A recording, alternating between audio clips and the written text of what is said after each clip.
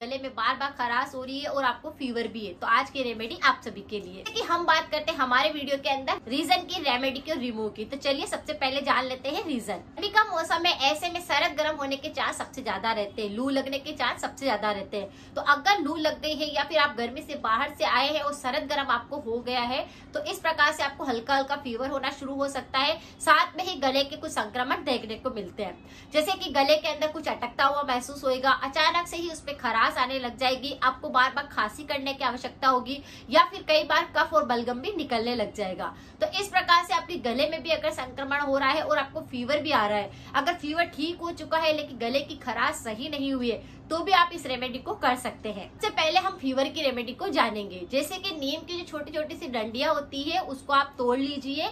जो नीम के पत्ते लगते हैं उसके पीछे का हिस्सा जिसकी डंडियां लगी होती है उनको आपको तोड़ लेना है और 1 कप पानी रख करके उन डंडियों को आपको बॉईल कर लेना है। आधा कप रह जाए तब इसी रात को सोते समय पर आप 2 घूंट इसका पी लीजिए। ये आपके बुखार को, किसी भी प्रकार का बुखार आया होगा उसको सही कर देगा। अगर आपका इम्यूनिटी सिस्टम कमजोर हुआ होगा तो उसको सही करेगा। ये सरद गर्म में काफी ज्यादा यूजफुल रहता है। लू लग गई है तो उसमें भी काफी ज्यादा काम करेगा। तो नीम का प्रयोग आपको यहाँ पर करना है, इससे आपका फीवर सही हो जाएगा।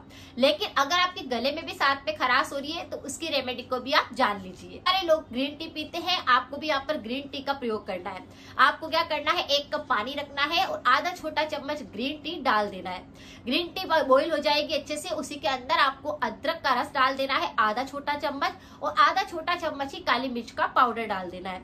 पानी को अच्छे से बॉईल होने देना है, यानी कि 1 कप का आधा कप पानी जब रह जाए तब इस पानी को आप छान लीजिए। अब आपको क्या करना है, अगर गले में बहुत ज्यादा खराश आ रही है तो आप उसमें नींबू निचोड़ लीजिए, तुरंत ही आपकी गले की खराश सही हो जाएगी। तो काली मिर्च और अदरक दोनों ही आपके कफ बलगम को साफ करेगा, आपकी इम्यूनिटी को स्ट्रॉन्ग बनाएगा, गले के संक्रमण को सही करेगा और अगर आपको बार बार खराश हो रही है तो उसमें भी आपको आराम मिलेगा। तो इस तरह से ग्रीन टी बना लीजिए और पीजिए। अगर आपको गले के अंदर खराश रह रही है तो चुटकियों में दूर हो जाएगी। जैसे कि इस प्रकार की ग्रीन टी आप कभी भी ले सकते हैं। आपको गले की खराश जैसी शुरू हुई तब आप इसका प्रयोग कर सकते हैं। लेकिन अगर आपको बुखार भी साथ में है तो रात को सोते समय पर नीम का काढ़ा ले लीजिए।